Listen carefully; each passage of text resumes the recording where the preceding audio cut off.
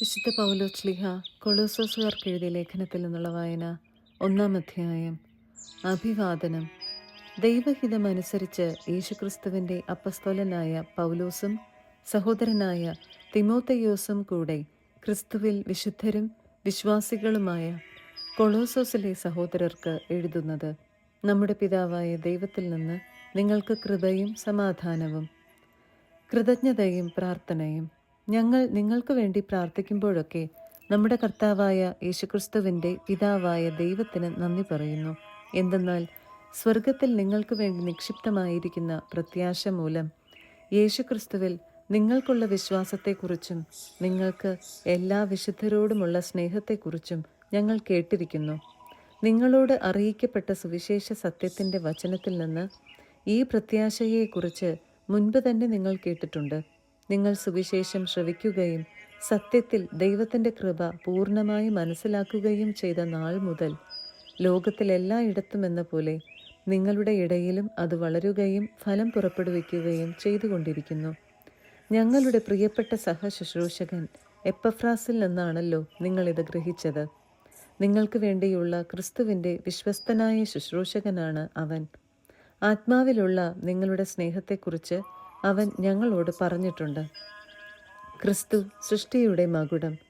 തന്മൂലം അതേക്കുറിച്ച് കേട്ട നാൾ മുതൽ നിങ്ങൾക്ക് വേണ്ടി പ്രാർത്ഥിക്കുന്നതിൽ നിന്ന് ഞങ്ങൾ വിരമിച്ചിട്ടില്ല. നിങ്ങൾ പൂർണ്ണമായ ജ്ഞാനവും ആത്മീയ അറിവും വഴി ദൈവഹിതത്തെക്കുറിച്ചുള്ള ഉൾക്കാഴ്ച കൊണ്ട് നിറയാൻ വേണ്ടിയാണ് ഞങ്ങൾ പ്രാർത്ഥിക്കുന്നത്. കർത്താവിന് യോജിച്ചതും അവിടുത്തേക്ക് തികച്ചും പ്രീതിജനകവുമായ ജീവിതം നയിക്കാൻ നിങ്ങൾക്ക് ഇടയാകട്ടെ. അതുവഴി നിങ്ങളുടെ എല്ലാ നല്ല പ്രവൃത്തികളും ഫലദായകമാവുകയും ദൈവത്തെക്കുറിച്ചുള്ള ജ്ഞാനത്തിൽ നിങ്ങൾ അഭിവൃദ്ധിപ്പെടുകയും ചെയ്യും. സന്തോഷത്തോടെ എല്ലാം സഹിക്കുന്നതിനും ക്ഷമിക്കുന്നതിനും അവിടുത്തെ മഹത്വത്തിൻ്റെ പ്രാഭവത്തിനനുസൃതമായി സർവശക്തിയിലും നിങ്ങൾ ബലം പ്രാപിക്കട്ടെ. പ്രകാശത്തിൽ വിശുദ്ധരോടൊപ്പം പങ്കുചേരാനുള്ള അവകാശത്തിന് നമ്മെ യോഗ്യരാക്കിയ പിതാവിന് കൃതജ്ഞതയർപ്പിക്കുവിൻ. അന്ധകാരത്തിൻ്റെ ആധിപത്യത്തിൽ നിന്ന് അവിടുന്ന് നമ്മെ വിമോചിപ്പിച്ചു. അവിടുത്തെ പ്രിയപുത്രൻ്റെ രാജ്യത്തിലേക്ക് നമ്മെ ആനയിക്കുകയും ചെയ്തു. അവനിലാണല്ലോ നമുക്ക് രക്ഷയും പാപമോചനവും ലഭിച്ചിരിക്കുന്നത്. അവൻ അദൃശ്യനായ ദൈവത്തിൻ്റെ പ്രതിരൂപവും എല്ലാ സൃഷ്ടികൾക്കും മുൻപുള്ള ആദ്യജാതനുമാണ്. കാരണം അവനിൽ സ്വർഗത്തിലും ഭൂമിയിലുമുള്ള ദൃശ്യവും അദൃശ്യവുമായ എല്ലാ വസ്തുക്കളും സൃഷ്ടിക്കപ്പെട്ടു. സിംഹാസനങ്ങളോ ആധിപത്യങ്ങളോ ശക്തികളോ അധികാരങ്ങളോ എന്തുമാകട്ടെ, എല്ലാം അവനിലൂടെയും അവന് വേണ്ടിയുമാണ് സൃഷ്ടിക്കപ്പെട്ടത്. അവനാണ് എല്ലാറ്റിനും മുൻപുള്ളവൻ. അവനിൽ സമസ്തവും സ്ഥിതി ചെയ്യുന്നു. അവൻ സഭയാകുന്ന ശരീരത്തിൻ്റെ ശിരസ്സാണ്. അവൻ എല്ലാറ്റിൻ്റെയും ആരംഭവും മരിച്ചവരിൽ നിന്നുള്ള ആദ്യജാതനുമാണ്. ഇങ്ങനെ എല്ലാ കാര്യങ്ങളിലും അവൻ പ്രഥമ സ്ഥാനീയനായി. എന്തെന്നാൽ അവനിൽ സർവസമ്പൂർണതയും നിവസിക്കണമെന്ന് ദൈവം തിരുമനസ്സായി.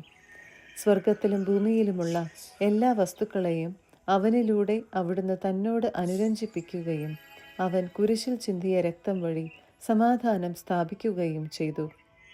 വിശ്വാസ സ്ഥിരത. ഒരിക്കൽ നിങ്ങൾ ദൈവത്തിൽ നിന്ന് അകന്നു ജീവിക്കുന്നവരും ദുഷ്പ്രവൃത്തികൾ വഴി മനസ്സിൽ ശത്രുത പുലർത്തുന്നവരുമായിരുന്നു. എന്നാൽ ഇപ്പോൾ ക്രിസ്തു തൻ്റെ മരണം വഴി സ്വന്തം ഭൗതിക ശരീരത്തിൽ നിങ്ങളെ അനുരഞ്ജിപ്പിച്ചിരിക്കുന്നു. അവിടുത്തെ മുൻപിൽ പരിശുദ്ധരും കുറ്റമറ്റവരും നിർമ്മലരുമായി നിങ്ങളെ സമർപ്പിക്കുന്നതിനു വേണ്ടിയാണ് അവൻ ഇപ്രകാരം ചെയ്തത്. എന്നാൽ നിങ്ങൾ ശ്രവിച്ച സുവിശേഷം നൽകുന്ന പ്രത്യാശയിൽ നിന്ന് വ്യതിചലിക്കാതെ സ്ഥിരതയോടും ദൃഢനിശ്ചയത്തോടും കൂടെ വിശ്വാസത്തിൽ നിങ്ങൾ നിലനിൽക്കേണ്ടിയിരിക്കുന്നു. ആകാശത്തിന് താഴെയുള്ള എല്ലാ സൃഷ്ടികളോടും സുവിശേഷം പ്രസംഗിക്കപ്പെട്ടിട്ടുണ്ട്. പൗലോസായ ഞാൻ അതിൻ്റെ ശുശ്രൂഷകനായി. വിജാതിയർക്കുള്ള ശുശ്രൂഷ. നിങ്ങളെ പ്രതിയുള്ള പീഡകളിൽ ഞാൻ സന്തോഷിക്കുന്നു. സഭയാകുന്ന തൻ്റെ ശരീരത്തെ പ്രതി ക്രിസ്തുവിന് സഹിക്കേണ്ടി വന്ന പീഡകളുടെ കുറവ് എൻ്റെ ശരീരത്തിൽ ഞാൻ നികത്തുന്നു. നിങ്ങൾക്ക് വേണ്ടി ദൈവം എന്നെ ഭരമേൽപ്പിച്ച ദൗത്യം വഴി ഞാൻ സഭയിലെ ശുശ്രൂഷകനായി. ദൈവവചനം പൂർണ്ണമായി വെളിപ്പെടുത്തുക എന്നതായിരുന്നു ആ ദൗത്യം. യുഗങ്ങളുടെയും തലമുറകളുടെയും ആരംഭം മുതൽ മറച്ചുവെക്കപ്പെട്ടിരുന്ന ഈ രഹസ്യം ഇപ്പോൾ അവിടുന്ന് തൻ്റെ വിശുദ്ധർക്ക് വെളിപ്പെടുത്തിയിരിക്കുന്നു. ഈ രഹസ്യത്തിൻ്റെ മഹത്വം വിജാതീയരുടെ ഇടയിൽ എത്ര ശ്രേഷ്ഠമാണെന്ന് വിശുദ്ധർക്ക് വ്യക്തമാക്കി കൊടുക്കാൻ അവിടുന്ന് തീരുമാനിച്ചു. ഈ രഹസ്യമാകട്ടെ മഹത്വത്തെക്കുറിച്ചുള്ള പ്രത്യാശയായ ക്രിസ്തു നിങ്ങളിലുണ്ട് എന്നത് തന്നെ. അവനെയാണ് ഞങ്ങൾ പ്രഖ്യാപിക്കുന്നത്. എല്ലാ മനുഷ്യരെയും ക്രിസ്തുവിൽ പക്വത പ്രാപിച്ചവരാക്കാൻ വേണ്ടി ഞങ്ങൾ എല്ലാവർക്കും മുന്നറിയിപ്പ് നൽകുകയും എല്ലാവരെയും സർവ്വവിജ്ഞാനവും പഠിപ്പിക്കുകയും ചെയ്യുന്നു. ഈ ലക്ഷ്യം പ്രാപിക്കുന്നതിനു വേണ്ടിയത്രേ അവൻ എന്നിൽ ശക്തിയായി ഉണർത്തുന്ന ശക്തി കൊണ്ട് ഞാൻ കഠിനമായി അധ്വാനിക്കുന്നത്. 2-ാം അധ്യായം. നിങ്ങൾക്ക് വേണ്ടിയും ലവോദീക്യയിലുള്ളവർക്ക് വേണ്ടിയും എൻ്റെ മുഖം നേരിട്ട് കണ്ടിട്ടില്ലാത്ത അനേകർക്കു വേണ്ടിയും ഞാൻ എത്ര ശക്തമായി പോരാടുന്നെന്ന് നിങ്ങൾ അറിയണമെന്ന് ഞാൻ ആഗ്രഹിക്കുന്നു. സ്നേഹത്താൽ പരസ്പര ബദ്ധമായ നിങ്ങളുടെ ഹൃദയങ്ങൾക്ക് ആശ്വാസവും സുനിശ്ചിതമായ ബോധ്യത്തിൻ്റെ പൂർണ്ണ സമ്പത്തും ദൈവത്തിൻ്റെ രഹസ്യമായ ക്രിസ്തുവിനെക്കുറിച്ചുള്ള സമ്പൂർണമായ അറിവും ലഭിക്കുന്നതിനു വേണ്ടിയാണ് ഞാനിത് ചെയ്യുന്നത്. ജ്ഞാനത്തിൻ്റെയും അറിവിൻ്റെയും നിധികൾ അവനിലാണ് ഒളിഞ്ഞു കിടക്കുന്നത്. ഞാനിത് പറയുന്നത് വഞ്ചനാത്മകമായ വാക്കുകൾ കൊണ്ട് ആരും നിങ്ങളെ വഴിതെറ്റിക്കാതിരിക്കുവാൻ വേണ്ടിയാണ്. ഞാൻ ശാരീരികമായി നിങ്ങളിൽ നിന്ന് വിദൂരസ്ഥനാണെങ്കിലും ആത്മാവിൽ നിങ്ങളുടെ കൂടെയാണ്. നിങ്ങളുടെ ജീവിതക്രമവും ക്രിസ്തുവിലുള്ള അടിയുറച്ച വിശ്വാസവും കണ്ട് ഞാൻ സന്തോഷിക്കുകയും ചെയ്യുന്നു. ക്രിസ്തുവിൽ പൂർണ്ണത. കർത്താവായ യേശുക്രിസ്തുവിനെ നിങ്ങൾ സ്വീകരിച്ചിരിക്കുന്നതിനാൽ അവനിൽ ജീവിക്കുവിൻ. അവനിൽ വേരുറപ്പിക്കപ്പെട്ടും പണിതുയർത്തപ്പെട്ടും നിങ്ങൾ സ്വീകരിച്ച വിശ്വാസത്തിൽ ദൃഢത പ്രാപിച്ചും കൊണ്ട് അനർഗളമായ കൃതജ്ഞതാ പ്രകാശനത്തിൽ മുഴുകുവിൻ. ക്രിസ്തുവിന് യോജിക്കാത്തതും പ്രപഞ്ചത്തിൻ്റെ മൂലഭൂതങ്ങൾക്കും മാനുഷിക പാരമ്പര്യത്തിനും മാത്രം ചേർന്നതുമായ വ്യർത്ഥ പ്രലോഭനത്തിനും തത്വചിന്തയ്ക്കും ആരും നിങ്ങളെ ഇരയാക്കാതിരിക്കാൻ ശ്രദ്ധിക്കണം. ദൈവത്വത്തിൻ്റെ പൂർണ്ണത മുഴുവൻ അവനിൽ മൂർത്തീഭവിച്ചിരിക്കുന്നു. എല്ലാ ആധിപത്യങ്ങളുടെയും അധികാരങ്ങളുടെയും ശിരസായ അവനിലാണ് നിങ്ങളും പൂർണ്ണത പ്രാപിച്ചിരിക്കുന്നത്. അവനിൽ നിങ്ങളും പരിച്ഛേദനം സ്വീകരിച്ചിരിക്കുന്നു. കൈകളാൽ നിർവഹിക്കപ്പെടുന്ന പരിച്ഛേദനമല്ല, ശരീരത്തിൻ്റെ അധമവാസനകളെ നിർമ്മാർജ്ജനം ചെയ്യുന്ന ക്രിസ്തുവിൻ്റെ പരിച്ഛേദനം. ജ്ഞാനസ്നാനം വഴി നിങ്ങൾ അവനോടൊപ്പം സംസ്കരിക്കപ്പെട്ടു. മരിച്ചവരിൽ നിന്ന് അവനെ ഉയർപ്പിച്ച ദൈവത്തിൻ്റെ പ്രവർത്തനത്തിലുള്ള വിശ്വാസം നിമിത്തം നിങ്ങൾ അവനോടുകൂടെ ഉയർപ്പിക്കപ്പെടുകയും ചെയ്തിരിക്കുന്നു. നിങ്ങൾ പാപങ്ങൾ നിമിത്തം മൃതരും ദുർവാസനകളുടെ പരിച്ഛേദനം നിർവഹിക്കാത്തവരുമായിരുന്നു. ദൈവം നിങ്ങളെ അവനോടുകൂടെ ജീവിപ്പിക്കുകയും നമ്മുടെ എല്ലാ പാപങ്ങളും ക്ഷമിക്കുകയും ചെയ്തു. നമുക്ക് ദോഷകരമായി നിന്ന ലിഖിത നിയമങ്ങളെ അവൻ മായ്ച്ചു കളയുകയും അവയെ കുരിശിൽ തറച്ച് നിഷ്കാസനം ചെയ്യുകയും ചെയ്തു. ആധിപത്യങ്ങളെയും അധികാരങ്ങളെയും അവൻ നിരായുധമാക്കി. അവൻ കുരിശിൽ അവയുടെ മേൽ വിജയം ആഘോഷിച്ചുകൊണ്ട് അവയെ പരസ്യമായി അവഹേളന പാത്രങ്ങളാക്കി. ഭക്ഷണപാനീയങ്ങളുടെ കാര്യത്തിൽ ആരും നിങ്ങളെ കുറ്റപ്പെടുത്താതിരിക്കട്ടെ. അതുപോലെ തന്നെ ഉത്സവങ്ങളുടെയും അമാവാസ്യയുടെയും സാപത്തിൻ്റെയും ആചരണത്തിലും. ഇവയെല്ലാം വരാനിരുന്നവൻ്റെ വെറും പ്രതിച്ഛായകൾ മാത്രം. യാഥാർത്ഥ്യമാകട്ടെ ക്രിസ്തുവും. മായാദർശനങ്ങൾ വിശകലനം ചെയ്തുകൊണ്ട് കപട വിനയത്തിലും ദൈവദൂതന്മാരുടെ ആരാധനയിലും ആഭിമുഖ്യം കാണിക്കുന്ന ആളുകൾ നിങ്ങളെ വഞ്ചിക്കാതിരിക്കട്ടെ. അവർ ഭോഗലാലസമായ മനസ്സോടുകൂടെ വ്യർത്ഥമായി അഹങ്കരിക്കുന്നവരത്രേ. അവർ ശിരസിനോട് ഗാഠബന്ധം പുലർത്തുന്നില്ല. ശരീരം മുഴുവൻ സന്ധിബന്ധങ്ങളാലും സിരകളാലും പരിപുഷ്ടമാക്കപ്പെട്ടും കൂട്ടിയിണക്കപ്പെട്ടും ദൈവഹിതാനുസരണം പൂർണ്ണ വളർച്ച പ്രാപിക്കുന്നത് ഈ ശിരസിൽ നിന്നാണല്ലോ. ക്രിസ്തുവിൽ പുതുജീവിതം. ക്രിസ്തുവിനോടൊപ്പം പ്രപഞ്ചത്തിൻ്റെ മൂലഭൂതങ്ങൾക്ക് നിങ്ങൾ മരിച്ചു കഴിഞ്ഞിരിക്കുന്നതിനാൽ ഇനിയും ലോകത്തിൻ്റേതെന്ന മട്ടിൽ ജീവിക്കുന്നതെന്തിന്? സ്പർശിക്കരുത്, രുചിക്കരുത്, കൈകാര്യം ചെയ്യരുത് എന്നീ നിബന്ധനകൾക്ക് നിങ്ങൾ വിധേയരാകുന്നതെന്തിന്? ഉപയോഗിക്കുമ്പോൾ നശിച്ചു പോകുന്നവയെ പറ്റിയുള്ളതാണ് ഈ നിബന്ധനകൾ. ഇവ വെറും മാനുഷികമായ ഉപദേശങ്ങളും സിദ്ധാന്തങ്ങളും അനുസരിച്ചുള്ളവയാണ്. തീവ്രമായ ഭക്തിയും ആത്മനിന്ദയും ആത്മപീഡനവും പ്രോത്സാഹിപ്പിക്കുന്നതിനാൽ വിജ്ഞാനത്തിൻ്റെ പ്രതീതി ഇവയിൽ അനുഭവപ്പെടും. എന്നാൽ ജഡാഭിലാഷങ്ങളെ നിയന്ത്രിക്കുന്ന കാര്യത്തിൽ ഇവയ്ക്ക് യാതൊരു മൂല്യവുമില്ല.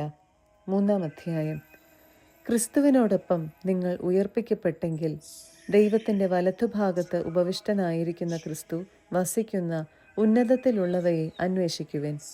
ഭൂമിയിലുള്ള വസ്തുക്കളിലല്ല, പ്രത്യുത ഉന്നതത്തിലുള്ളവയിൽ ശ്രദ്ധിക്കുവിൻ. എന്തെന്നാൽ നിങ്ങൾ മൃതരായിരിക്കുന്നു. നിങ്ങളുടെ ജീവൻ ക്രിസ്തുവിനോടൊപ്പം ദൈവത്തിൽ നിഗൂഢമായി സ്ഥിതി ചെയ്യുന്നു. നമ്മുടെ ജീവനായ ക്രിസ്തു പ്രത്യക്ഷനാകുമ്പോൾ അവനോടുകൂടെ നിങ്ങളും മഹത്വത്തിൽ പ്രത്യക്ഷപ്പെടും. ജീവിതത്തിന് നിയമങ്ങൾ. അതുകൊണ്ട് നിങ്ങളിൽ ഭൗമികമായിട്ടുള്ളതെല്ലാം, അസന്മാർഗികത, അശുദ്ധി, മനക്ഷോഭം, ദുർവിചാരങ്ങൾ, വിഗ്രഹാരാധന തന്നെയായ ദ്രവ്യാസക്തി, ഇവയെല്ലാം നശിപ്പിക്കുവിൻ. ഇവ നിമിത്തം ദൈവത്തിൻ്റെ ക്രോധം വന്നു ചേരുന്നു. നിങ്ങളും ഒരിക്കൽ അവയ്ക്കനുസൃതമായി ജീവിക്കുകയും പ്രവർത്തിക്കുകയും ചെയ്തിരുന്നു. ഇപ്പോൾ അവയെല്ലാം ദൂരെ എറിയുവിൻ. അമർഷം, ക്രോധം, ദുഷ്ടത, ദൈവദൂഷണം, അശുദ്ധ ഭാഷണം തുടങ്ങിയവ വർജിക്കുവിൻ. പരസ്പരം കള്ളം പറയരുത്. പഴയ മനുഷ്യനെ അവൻ്റെ ചെയ്തികളോട് കൂടെ നിഷ്കാസനം ചെയ്യുവിൻ. സമ്പൂർണ്ണ ജ്ഞാനം കൊണ്ട് സൃഷ്ടാവിൻ്റെ പ്രതിച്ഛായയ്ക്കനുസൃതമായി നവീകരിക്കപ്പെടുന്ന പുതിയ മനുഷ്യനെ ധരിക്കുവിൻ. ഇവിടെ ഗ്രീക്കുകാരനെന്നോ യഹൂദനെന്നോ പരിച്ഛേദിതനെന്നോ അപരിച്ഛേദിതനെന്നോ അപരിഷ്കൃതനെന്നോ സിഥിയനെന്നോ അടിമയെന്നോ സ്വതന്ത്രനെന്നോ വ്യത്യാസമില്ല. പിന്നെയോ ക്രിസ്തു എല്ലാമാണ്, എല്ലാവരിലുമാണ്. അതിനാൽ ദൈവത്തിൻ്റെ തിരഞ്ഞെടുക്കപ്പെട്ടവരും വാത്സല്യഭാജനങ്ങളും പരിശുദ്ധരുമെന്ന നിലയിൽ നിങ്ങൾ കാരുണ്യം, ദയ, വിനയം, സൗമ്യത, ക്ഷമ എന്നിവ ധരിക്കുവിൻ. ഒരാൾക്ക് മറ്റൊരാളോട് പരിഭവമുണ്ടായാൽ പരസ്പരം ക്ഷമിച്ച് സഹിഷ്ണുതയോടെ വർത്തിക്കുവിൻ. കർത്താവ് നിങ്ങളോട് ക്ഷമിച്ചതുപോലെ തന്നെ നിങ്ങളും ക്ഷമിക്കണം. സർവോപരി എല്ലാറ്റിനെയും കൂട്ടിയിണക്കി പരിപൂർണമായ ഐക്യത്തിൽ ബന്ധിക്കുന്ന സ്നേഹം പരിശീലിക്കുവിൻ. ക്രിസ്തുവിൻ്റെ സമാധാനം നിങ്ങളുടെ ഹൃദയങ്ങളെ ഭരിക്കട്ടെ. ഈ സമാധാനത്തിലേക്കാണ് നിങ്ങൾ ഏകശരീരമായി വിളിക്കപ്പെട്ടത്. അതിനാൽ നിങ്ങൾ കൃതജ്ഞതാ നിർഭരരായിരിക്കുവിൻ. പരസ്പരം പഠിപ്പിക്കുകയും ഉപദേശിക്കുകയും ചെയ്യുമ്പോഴും കൃതജ്ഞത നിറഞ്ഞ ഹൃദയത്തോടെ ദൈവത്തിന് സങ്കീർത്തനങ്ങളും ഗാനങ്ങളും ആത്മീയ ഗീതങ്ങളും പാടുമ്പോഴും ക്രിസ്തുവിൻ്റെ വചനം നിങ്ങളിൽ സമൃദ്ധമായി വസിക്കട്ടെ. നിങ്ങൾ വാക്കാലോ പ്രവൃത്തിയാലോ എന്തു ചെയ്താലും അതെല്ലാം കർത്താവായ യേശു വഴി പിതാവായ ദൈവത്തിന് കൃതജ്ഞതയർപ്പിച്ചുകൊണ്ട് അവൻ്റെ നാമത്തിൽ ചെയ്യുവിൻ. ഭാര്യമാരെ, നിങ്ങൾ കർത്താവിന് യോഗ്യമാം വിധം ഭർത്താക്കന്മാർക്ക് വിധേയരായിരിക്കുവിൻ. ഭർത്താക്കന്മാരെ, നിങ്ങൾ ഭാര്യമാരെ സ്നേഹിക്കുവിൻ. അവരോട് നിർദ്ദയമായി പെരുമാറരുത്. കുട്ടികളെ, എല്ലാ കാര്യങ്ങളിലും നിങ്ങളുടെ മാതാപിതാക്കന്മാരെ അനുസരിക്കുവിൻ. ഇത് കർത്താവിന് പ്രീതികരമത്രേ. പിതാക്കന്മാരെ, നിങ്ങളുടെ കുട്ടികളെ പ്രകോപിപ്പിക്കരുത്. പ്രകോപിപ്പിച്ചാൽ അവർ നിരുന്മേഷരാകും. ദാസന്മാരെ, നിങ്ങളുടെ ലൗകിക യജമാനന്മാരെ എല്ലാ കാര്യങ്ങളിലും അനുസരിക്കുവിൻ. ഇത് മനുഷ്യപ്രീതിക്കു വേണ്ടി മറ്റുള്ളവരെ കാണിക്കാനായി ചെയ്യുന്നതാകരുത്. കർത്താവിനെ ഭയപ്പെട്ടുകൊണ്ട് ആത്മാർത്ഥതയോടെ ചെയ്യുന്നതാകണം.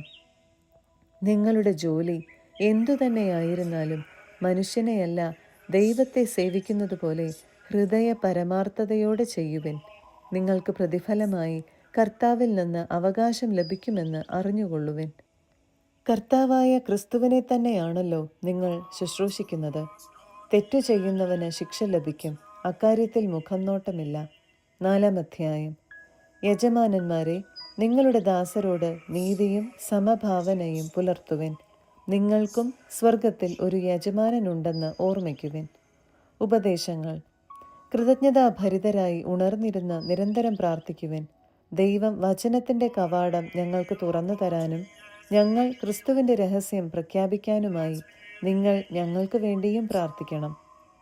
ഇതിനായിട്ടാണല്ലോ ഞാൻ ബന്ധനസ്ഥനായിരിക്കുന്നത്. പ്രസംഗിക്കാൻ എനിക്കുള്ള ഉത്തരവാദിത്വം അനുസരിച്ച് ആ രഹസ്യം ഞാൻ പ്രസ്പഷ്ടമാക്കാൻ ഇടയാകുന്നതിനു വേണ്ടി നിങ്ങൾ പ്രാർത്ഥിക്കുവിൻ. പുറമേ ഉള്ളവരോട് നിങ്ങൾ വിവേകപൂർവം വർത്തിക്കുവിൻ. സമയം പൂർണ്ണമായും പ്രയോജനപ്പെടുത്തുക. നിങ്ങളുടെ സംസാരം എപ്പോഴും കരുണാമസൃണവും ഹൃദ്യവുമായിരിക്കട്ടെ. ഓരോരുത്തരോടും എങ്ങനെ മറുപടി പറയണമെന്ന് നിങ്ങൾ മനസ്സിലാക്കിയിരിക്കണം. ആശംസകൾ. എന്നെക്കുറിച്ചുള്ള എല്ലാ വിവരങ്ങളും തിക്കിക്കോസ് നിങ്ങളെ അറിയിക്കും. അവൻ എൻ്റെ വത്സല സഹോദരനും കർത്താവിൽ വിശ്വസ്ത ശുശ്രൂഷകനും സഹസേവകനുമത്രേ. അതിനുവേണ്ടി തന്നെയാണ് അവനെ നിങ്ങളുടെ അടുത്തേക്ക് ഞാൻ അയച്ചത്. അതായത്, ഞങ്ങളെപ്പറ്റിയുള്ള കാര്യങ്ങൾ നിങ്ങളെ അറിയിക്കുന്നതിനും നിങ്ങളുടെ ഹൃദയങ്ങൾക്ക് ആശ്വാസം പകരുന്നതിനും വേണ്ടി. നിങ്ങളിൽ നിന്ന് തന്നെയുള്ള ഒരാളും അവരോടൊപ്പം വരുന്നുണ്ട്, വിശ്വസ്തനും പ്രിയങ്കരനുമായ സഹോദരൻ ഒനേസിമോസ്. ഇവിടെ നടന്ന എല്ലാ കാര്യങ്ങളെയും കുറിച്ച് അവർ നിങ്ങളെ അറിയിക്കും. എൻ്റെ കൂട്ടു തടവുകാരനായ അരിസ്താർക്കൂസ് നിങ്ങളെ അഭിവാദനം ചെയ്യുന്നു. അപ്രകാരം തന്നെ ബാർനബാസിൻ്റെ പിതൃവ്യപുത്രനായ മർക്കൂസും. അവനെക്കുറിച്ച് നിങ്ങൾക്ക് നിർദ്ദേശങ്ങൾ ലഭിച്ചിട്ടുണ്ടല്ലോ. അവൻ വരുകയാണെങ്കിൽ നിങ്ങൾ അവനെ സ്വാഗതം ചെയ്യണം. യൂസ്തോസ് എന്ന് വിളിക്കപ്പെടുന്ന യേസൂസും നിങ്ങൾക്ക് വന്ദനം പറയുന്നു. ദൈവരാജ്യത്തിനു വേണ്ടി അധ്വാനിക്കുന്ന എൻ്റെ സഹപ്രവർത്തകരിൽ പരിച്ഛേദനം സ്വീകരിച്ചവർ ഈ 3 പേർ മാത്രമാണ്. ഇവർ എനിക്ക് വലിയ ആശ്വാസമായിരുന്നു. നിങ്ങളിൽ നിന്നുള്ളവനും യേശുക്രിസ്തുവിൻ്റെ ദാസനുമായ എപ്പഫ്രാസ് നിങ്ങൾക്ക് അഭിവാദനം അർപ്പിക്കുന്നു. ദൈവ തിരുമനസ്സിൽ നിങ്ങൾ പൂർണ്ണമായി ആശ്രയിക്കുന്നതിനും പക്വമതികളായി നിലനിൽക്കുന്നതിനും വേണ്ടി അവൻ തൻ്റെ പ്രാർത്ഥനകളിൽ താൽപ്പര്യപൂർവ്വം നിങ്ങളെ അനുസ്മരിക്കുന്നതാണ്. നിങ്ങൾക്ക് വേണ്ടിയും ലവോദീക്കയായാലും ഹിയറാപോളിസിലും ഉള്ളവർക്കു വേണ്ടിയും അവൻ കഠിനമായി അധ്വാനിച്ചിട്ടുണ്ട് എന്നതിന് ഞാൻ സാക്ഷിയാണ്. നമ്മുടെ പ്രിയങ്കരനായ ഭിഷഗ്വരൻ ലൂക്കായും ദേമാസും നിങ്ങൾക്ക് വന്ദനം പറയുന്നു. ലവോദീക്കയായിലുള്ള സഹോദരർക്കും നിംഫയ്ക്കും അവളുടെ ഭവനത്തിലെ സഭയ്ക്കും എൻ്റെ ആശംസകൾ. ഈ കത്ത് നിങ്ങളുടെ ഇടയിൽ വായിച്ചു കഴിഞ്ഞതിനു ശേഷം ലവോദീക്കയായിലുള്ള സഭയിലും വായിക്കണം. അതുപോലെ തന്നെ ലവോദീക്കക്കാർക്കുള്ള കത്ത് നിങ്ങളും വായിക്കണം. കർത്താവിൽ സ്വീകരിച്ചിരിക്കുന്ന ശുശ്രൂഷ നിർവഹിക്കാൻ പരിശ്രമിക്കുക എന്ന് ആർക്കിപ്പൂസിനോട് പറയുക. പൗലോസായ ഞാൻ സ്വന്തം കൈകൊണ്ട് തന്നെ ഈ അഭിവാദനം എഴുതുന്നു. എൻ്റെ ചങ്ങലകൾ നിങ്ങൾ ഓർമ്മിക്കുവിൻ. ദൈവകൃപ നിങ്ങളോട് കൂടെ ഉണ്ടായിരിക്കട്ടെ.